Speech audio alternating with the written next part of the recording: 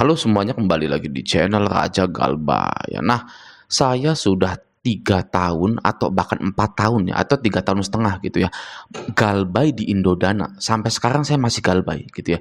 Dulu di tahun 2022 saya itu pernah bikin video tentang galbay Indodana 2022 di penjara gitu ya kan. Ini 22 Februari 2022 gitu ya. Waduh, udah 3 tahun yang lalu gitu kan. Dan saya ini membahas tentang somasi guys, somasi yang ditujukan kepada saya sendiri ya, dari Indodana gitu kan. Dan di sini saya membreakdownnya, menjelaskan bahwa somasi pidana-pidana tersebut tidak benar guys ya. Lihatin ini ya, kalau Anda bisa itu ya nih. Nah, pasal 378 KUHP pidana, pasal 379 KUHP pidana.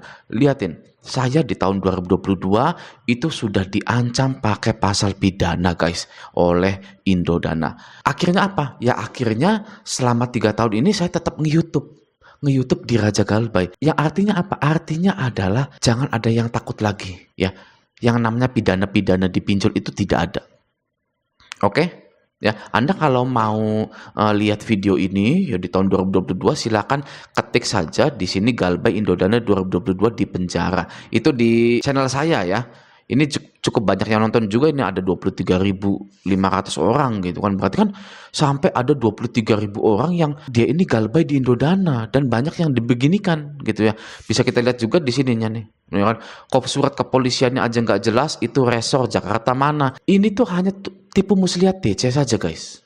Ya kan, dan para penonton Raja Galbay ini sudah pada pinter-pinter gitu ya, karena dia bisa mengidentifikasi mana surat palsu, mana surat bohongan, mana ancaman beneran, mana ancaman bohongan, dan mana hukum yang berlaku di pinjaman online atau yang tidak berlaku di pinjaman online. Begitu guys ya.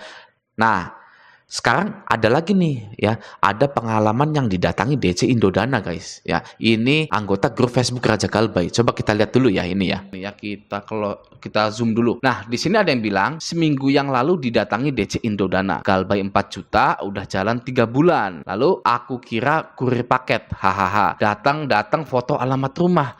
Orangnya kurus tinggi kurus. Tunggu kiri, tunggu kurus. Tunggu kiri, hitam pakai ID card Indodana, mana buluk lagi. Nah, dengan santainya aku tanya gitu ya, iya bang, ada apa ya? Nah, DC-nya jawab, ini benar dengan saudara bla bla bla bla. Saya jawab, iya betul. Nah, DC-nya bilang lagi, maaf bang, saya dari Indodana, gimana nih tagihannya?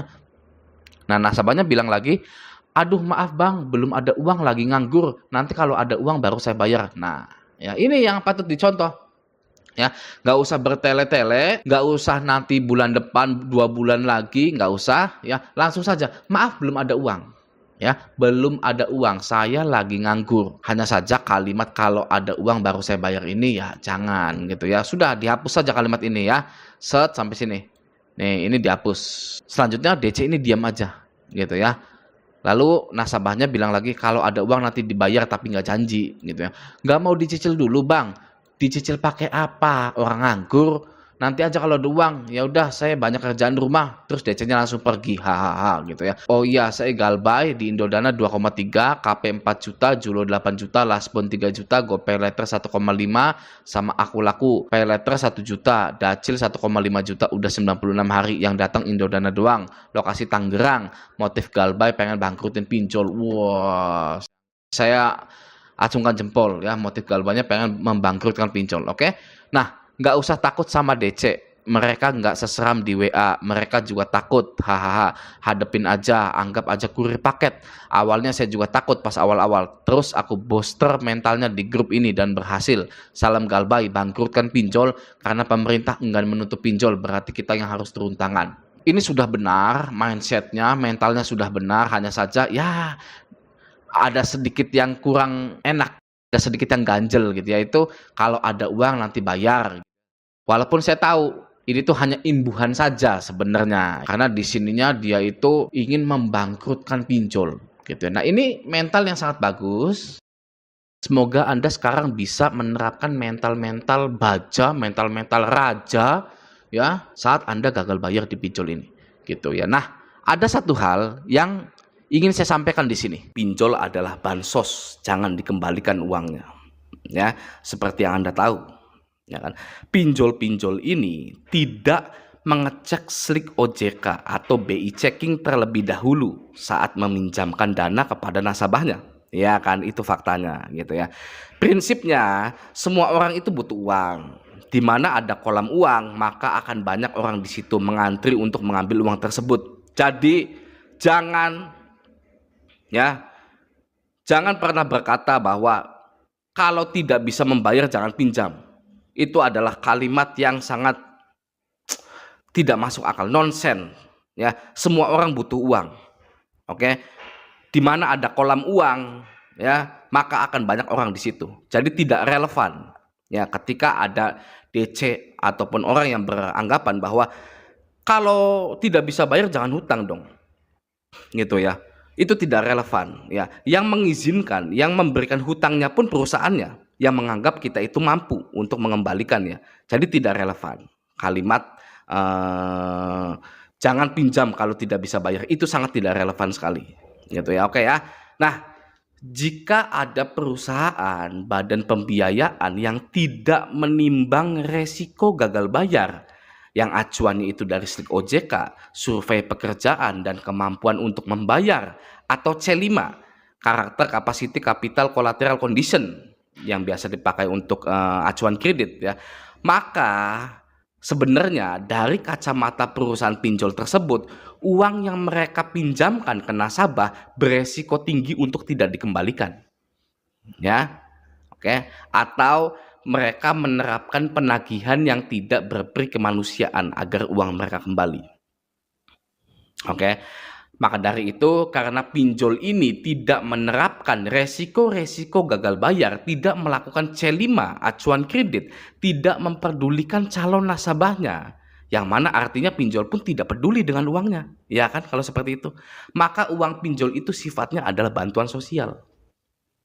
Ya. Karena mereka pun tidak peduli dengan uang mereka sendiri, ya. Anda misalkan kita analogikan, saya ada orang yang mau minjem. Ya, mereka tidak bekerja, dia itu tidak bekerja, ya kan, ya, punya banyak hutang di sana sini, ya kan, gimana bisa mau mengembalikan uang ke saya, itu kan ya. Tapi kalau pinjol itu kan beda, ya kan, saya pinjam uang dong nih, saya pinjam uang dong nih, gitu kan, ibaratnya tinggal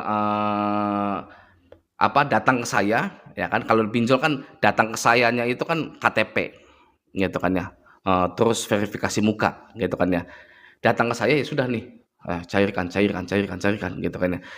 Jadi pinjol ini ya tidak peduli dengan uangnya sendiri, gitu ya. Tidak peduli, tidak menerapkan C5, gitu kan ya. Orang ini punya utang di mana saja, slik OJK-nya bagus atau tidak, gitu ya. Apakah pinjol ini mau menjerat kita, gitu? Oh ya sudah jelas ya seperti itu, gitu ya. Maka uang pinjol itu ya sifatnya adalah bantuan sosial.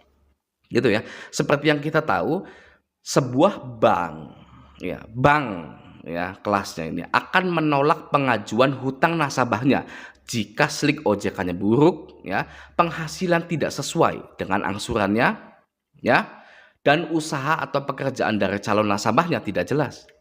Maka bank itu akan menolak ya pengajuan hutang. Oke. Namun berbeda dengan pinjol, tanpa BI checking atau slik OJK, tanpa survei, ya kan, tanpa melihat lebih dalam calon konsumennya, pinjol tetap mencairkan dana sebanyak-banyaknya, ya kan. Maka saya jadi bertanya-tanya, kalau seperti itu, apakah pinjolnya juga memang menyadari, mengetahui kalau uang itu tidak akan bisa kembali? Ya gitu kan ya. Pinjolnya pun tahu ya uang itu tidak akan kembali, gitu loh, tanpa melihat slik OJK, tanpa survei apa, ya sudah gitu kan, gratis gitu, uang gratis, seperti uang gratis gitu. Banyak kan ya orang yang galbay tapi tidak ditagih, ya. Anda semua, para rakyat dan para jurid Raja Galbay, jangan kaget kalau ada orang yang utang ke pinjol tapi tidak ditagih. Banyak. Oke ya. Maka dari itu, pinjol adalah bansos yang tidak perlu dikembalikan uangnya karena tidak ya memenuhi standar acuan kredit seperti C5 slik OJK dan lain-lain. Oke, ya. Apa artinya? Ya kan, kalau tidak memenuhi ya kan acuan-acuan kredit tapi tetap dicairkan begitu ya. Oke ya. Nah, semoga pinjol-pinjol ini cepat hilang ya, tidak memakan korban lagi gitu kan ya. Ya kita yang memang yang sudah ya sudah gitu lah ya, tapi kita yang masih ada mengusahakan gitu agar tidak terjadi korban lagi di pinjaman online gitu. Oke ya, semoga video ini bermanfaat. Sampai jumpa di video selanjutnya.